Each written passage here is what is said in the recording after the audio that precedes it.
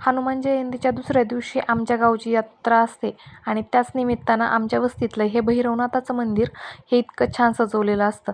आमच्या गावची यात्रा म्हणजे आम्ही प्रॉपर पुरंदर तालुक्यातल्या गुरळी या गावच्या आम्ही असल्याने तिथल्याच गावची यात्रा केली जाते. पण तिथल्या मंदिराची प्रतिकृती आमच्यासाठी हे जागृत मंदिर असल्यामुळे आम्ही इथलाच यात्रा आणि इथेच निवद दाखवतो.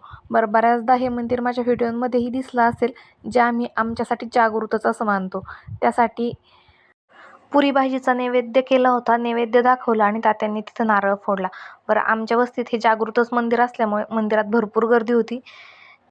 आता ही श्रद्धा की अंधश्रद्धा हे माहीत नाही, पण आम्ही याला श्रद्धाच मानतो आणि म्हणूनच स्वामिनीचं नाव ठेवलं. कारण असं की तिची पणजी पुन्हा जन्माला आली आहे किंवा पोटाला आली आहे असं म्हणतात आणि याच निमित्तानं त्यांचं नाव ठेवावं ही सगळ्यांची इच्छा होती, म्हणून तिचं नाव ठेवलं. आता ते काय हे विचारू नका. प्रोसेस स्वामिनीने न रडता करून दिली आणि तिने ती खूप छान एन्जॉय केली. स्वामिनीचं नाव ठेवून झाल्याच्या नंतर असंच आणखीन 2 बाळांची नावं ठेवून घेतली आणि नंतर आम्ही घरी आलो. पुरी भाजीचा सिंपल असा स्वयंपाक केला होता, तोच खाल्ला आणि असा संपवला आजचा आमचा दिवस.